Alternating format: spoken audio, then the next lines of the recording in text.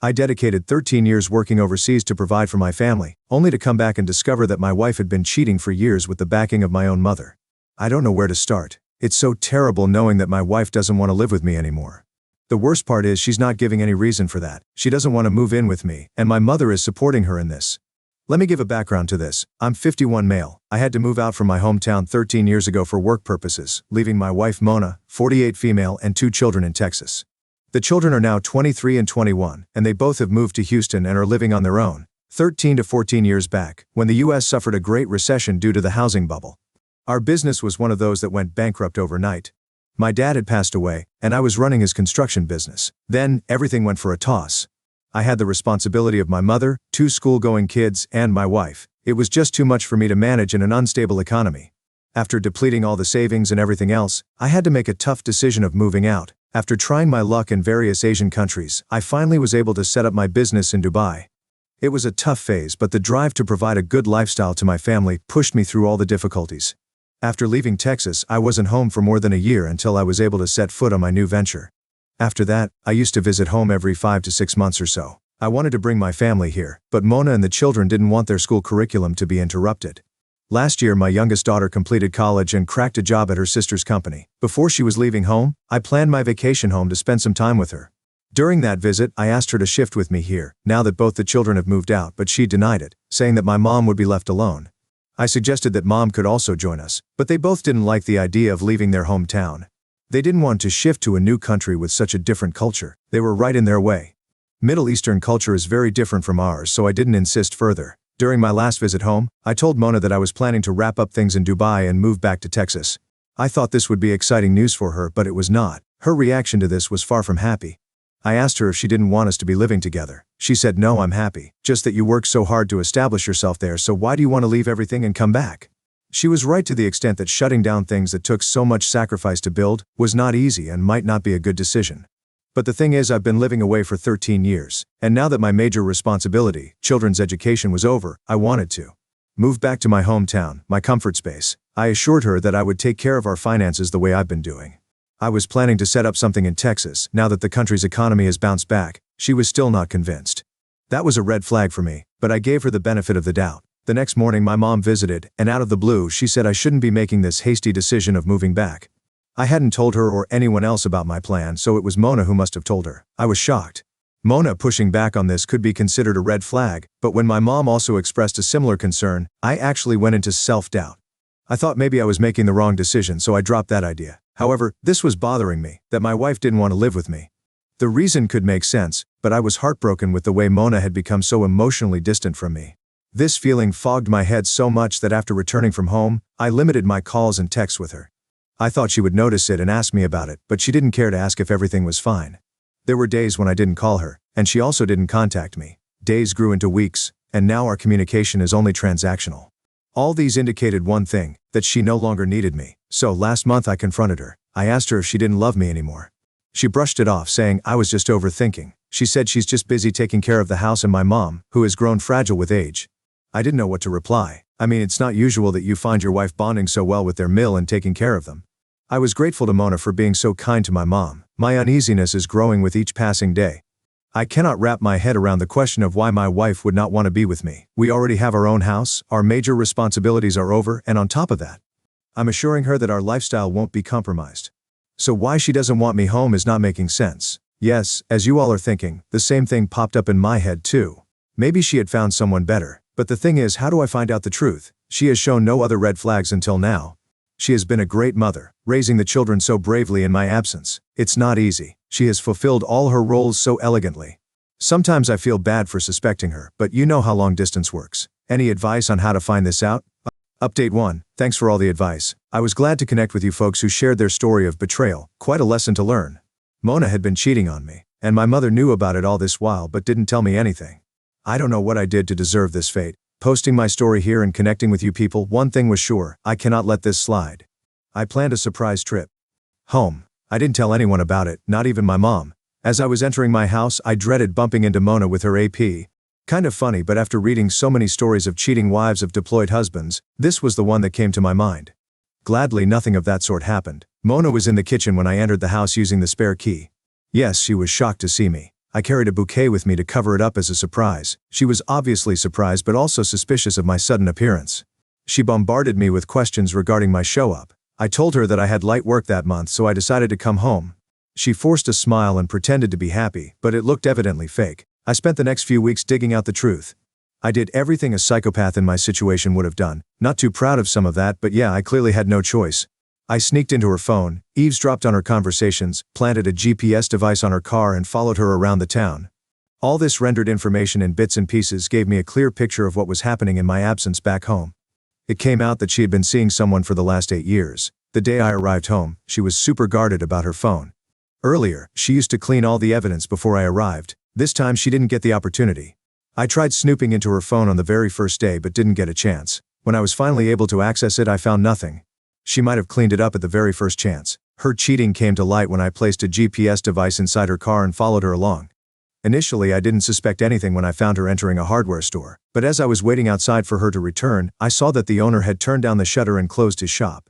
I felt so dizzy seeing that. After a couple of hours, I saw her leaving the shop and the owner opened the shutter after her car left the driveway. I wanted to go inside the shop to see the AP myself, but I stopped myself, thinking that maybe the AP would recognize me and ruin my plan. I waited for her to visit next so that I could catch them in the act. She had a pattern of stepping outside in the afternoon. On some days she would visit my mom, sometimes with her friends or her parents. I mindlessly followed her everywhere, waiting for her to meet AP. Finally yesterday she went to meet my mom. Usually on those days I used to back off and didn't follow her further, and that's why it took me so long to catch her. But yesterday, I kept waiting there and found them leaving the house together. I didn't find it suspicious at all. I thought they were heading for shopping or something else. I didn't want to follow them, but something in me did that anyway. They stopped their car at that hardware store, and my heart sank. AP came out and greeted them both. My mom and Mona. Both got out of the car. AP kissed Mona right in front of my mom. They spoke for a few minutes, then AP hugged Mom, and she sat inside the car and drove off. AP and Mona went inside his shop and he pulled down the shutter. I just couldn't believe my eyes. The betrayal from your wife was one thing, but betrayal from your own mother is something beyond imagination. The truth suffocated me to the extent that I had to walk down the pathway for a few minutes to regain my breath. After a while I went to the shop and knocked. It went unanswered. I knocked vigorously until AP opened the door. I asked him, "Where's Mona?" And he froze. I pushed him aside and barged inside the shop before he could react. The lights were off and I could hear a feeble voice from the storeroom. I raced inside to find my wife lying on her back, touching herself and moaning for AP. It was just for a fraction of a second before AP pounced on me and dragged me outside the storeroom, while Mona shrieked at the top of her voice. The moment was so chaotic that it took me a while to understand the situation. I punched AP and freed myself. By then, Mona came out of the storehouse covering herself. I grabbed her neck and asked her how long. AP tried to come to her rescue, but Mona stopped him. She started crying and pleaded that we discuss this at home. I realized I might get into trouble for this scuffle, so I backed off, came outside and drove off. I went to my mom's house. I barged inside the house shouting, "You knew it, you also betrayed me." Mona had already called her because Mom didn't act surprised by my behavior. She just cried and held my hand, asking me to calm down. I broke down. Mona also arrived by then. Seeing her face made me angrier.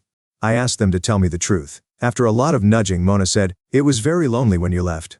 It's not easy to live alone for 13 years. You were so busy with your work that you hardly had any time for me.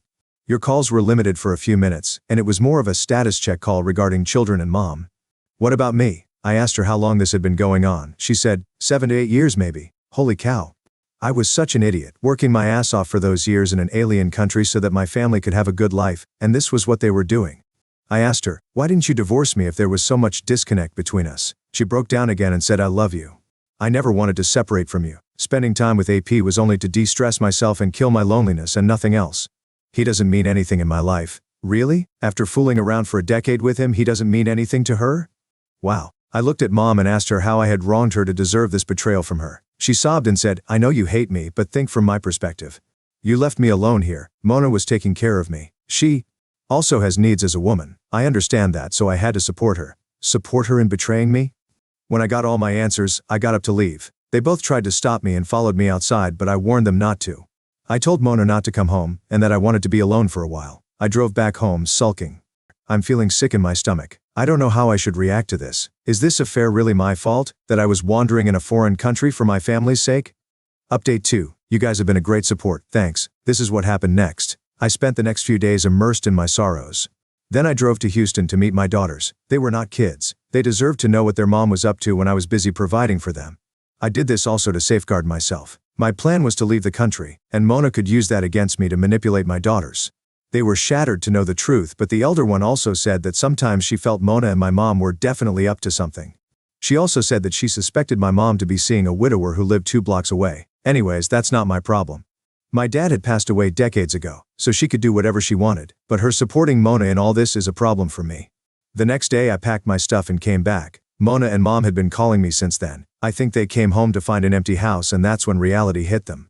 Yeah, I abandoned them. For the initial 1 month, the calls and texts were filled with apologies and pleadings asking me to return home, but eventually they got concerned about the money.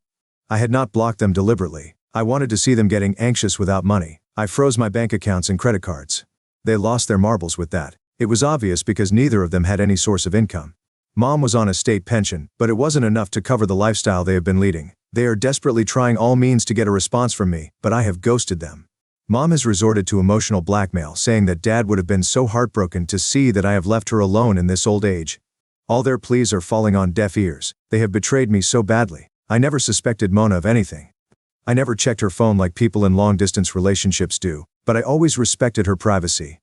More than Mona, I feel betrayed by Mom. Sometimes when I had a dizzy feeling about Mona, seeing her strong bond with Mom made me feel lighter. In return, I get cheated on. The reason they used to cover up Mona's cheating was so lame, like she was lonely, hence she decided to open her legs.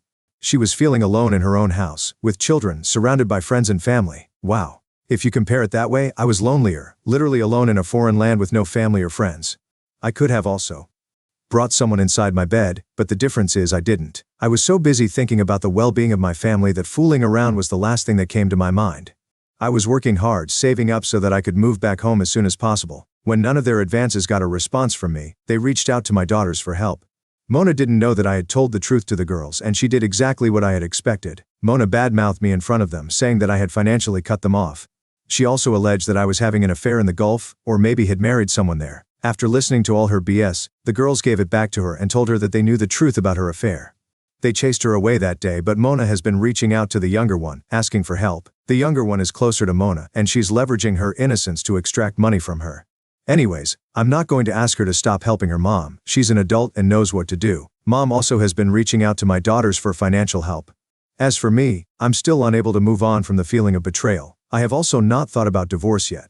It's going to dent my pocket unnecessarily. Divorce would be beneficial for Mona financially and also personally if she wants to marry AP, but I'm not getting into that. She's already living in my house, and that's the maximum she can get from me. I'm out of the country and have no accountability, so whether divorced or not, it really doesn't matter to me. I'm trying to move on with my life. I'll update if anything develops. Update 3, here's what happened next. After I financially cut them off, they tried all the resources they could. My elder daughter refused to help them, but the younger one got manipulated into helping them. But she didn't earn much. She's in her first job with very little pay, which covers her basics. Despite that, she's saving some of it to help her mom. I felt proud of her actually. Eventually, she got exhausted helping Mona. She suggested Mona get a job to sustain herself, but Mona took her for granted, saying that it was her responsibility to care for her mother in her time of need. My younger daughter did whatever she could from her little income, but when it became too much for her, she cut her off. Mona couldn't marry AP as she is still married to me, so she has been reaching out to me for a divorce. She has been threatening me with all sorts of legal consequences, but you know what? I don't care. I'm out of the country. I don't think she has enough knowledge or resources to sue me in a cross-border setup, and even if she does, there's no punishment for abandoning your cheating wife as per the law of this land. So yeah, good luck with her legal notice. The current status of Mona is that she is working at AP's shop, and I don't know what she's getting in exchange for her service, money, or something else. AP doesn't have a proper house, he lives in his camper, and also has an ailing father to take care of. So he's not financially strong enough to provide for Mona's lifestyle. As for my mom, I sometimes feel bad for cutting her off and want to help out, but she receives a pension. And that should be sufficient for her to survive. She brought this upon herself. I might make it up with her in the future, but not right now. Though she has apologized for what she has done, it didn't feel like she was genuinely sorry for her actions. So I'll wait for the day when she genuinely repents her mistake, or when my anger subsides, and my love for her overpowers my emotions. Some of you advised me to move on and enjoy the vibrant lifestyle of Dubai. It's funny though, because it is not as hunky-dory as it looks on social media. That royal, mesmerizing lifestyle portrayed online is not for everyone. It requires a huge amount of money. So, I'll skip that for now. The laws concerning women are also quite strict here, and I'm not interested in using women's bodies to get over my grief. However, I have been traveling a lot since then. I've been to China and Bali so far. And there's a long list of other Asian countries and cultures that I'm planning to explore. Subsequently, I might initiate a different thread to share my travel experiences. Thanks for all the love and support. Now on to the next story. Story 2. I thought my wife was getting help, but she was actually cheating on me with her therapist the whole time. I don't know how to start this. I guess I'll just get right into the story so you can hear about the betrayal. This is more of a rant than anything, but I'd still love to hear your thoughts on the woman I thought I'd spend the rest of my life with. I met her at my cousin's wedding. She was the most beautiful woman in the room, and she happened to be a member of the bridal party, which made it easier for us to talk. After a few drinks, I worked up the courage to talk to her. We got to know each other, exchanged numbers, not social media, which I thought made it seem serious, and we got to know each other for the rest of the night. After that, we fell head over heels for one another. It was like I couldn't get enough of her. She filled my thoughts every day and night, and we talked on the phone every single chance we got. Mostly about nothing important. It was nice. We started dating regularly. I called her my girlfriend, and after 2 years, my wife.